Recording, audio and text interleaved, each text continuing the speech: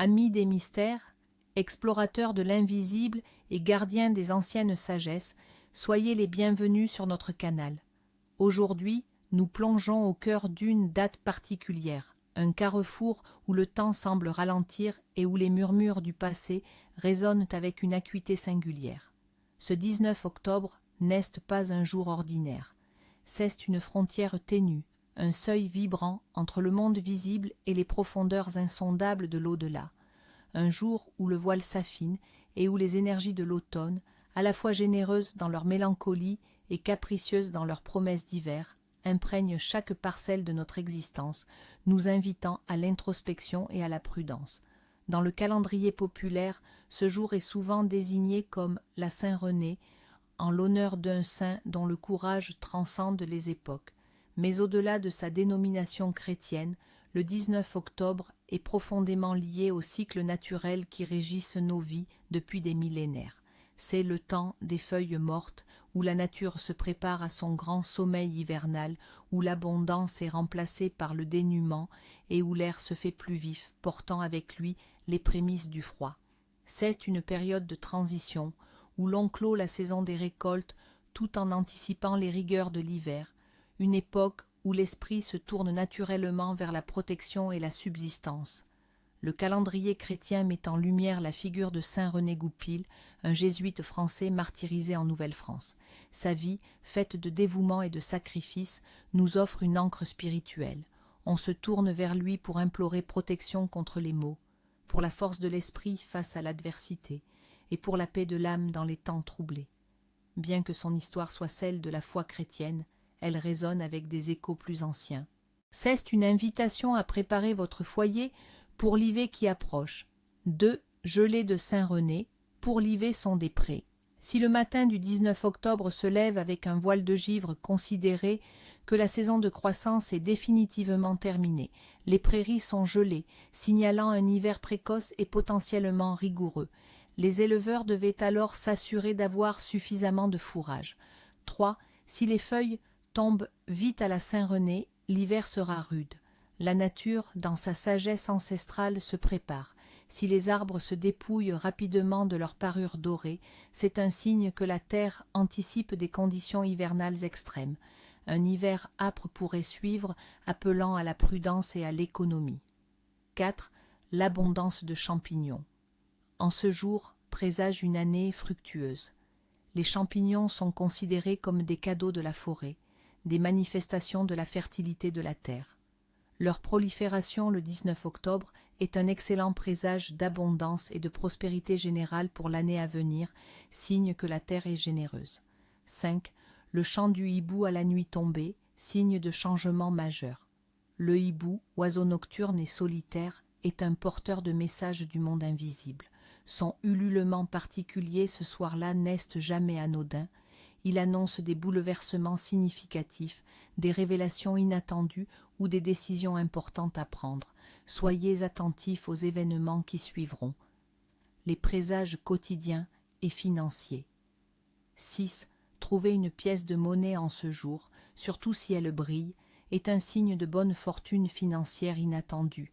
C'est un petit présent du cosmos, vous rappelant que la richesse peut apparaître là où vous l'attendez le moins, vous encourageant à rester ouvert aux bénédictions. 7. Si une araignée tisse sa toile près de votre porte ou à l'intérieur de votre maison, c'est un excellent signe de protection et de prospérité à venir.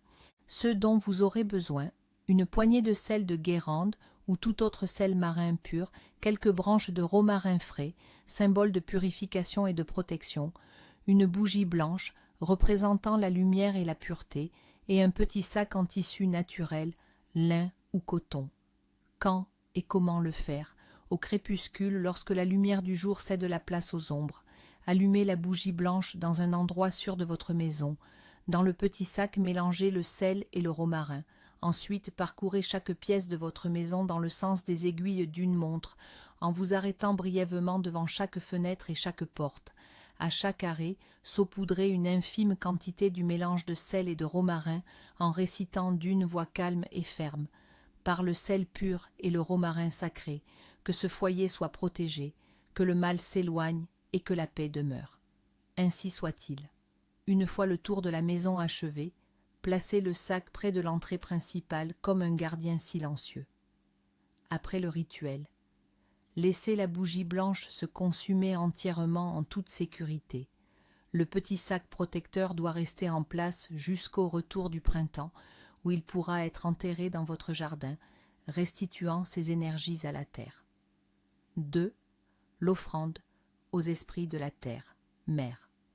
Objectif. Remercier les esprits de la terre pour la générosité des récoltes passées, solliciter leur bienveillance pour la période de dormance à venir et assurer la fertilité future de votre sol.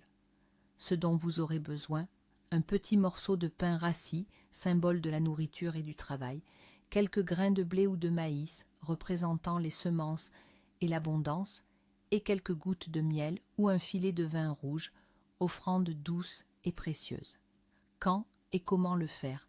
Rendez-vous dans un coin tranquille de votre jardin, ou si vous ne n'avez pas, dans un espace vert naturel à proximité. Cela pourrait involontairement repousser les bonnes énergies destinées à votre foyer, ou pire, créer un appel, un portail pour des entités indésirables qui errent à la nuit tombée et cherchent une voie d'accès. Conséquence. Cela symbolise un gaspillage de la protection divine et de la chance.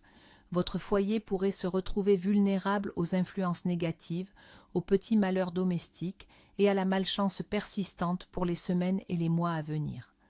2. Évitez les disputes et les querelles, surtout en famille.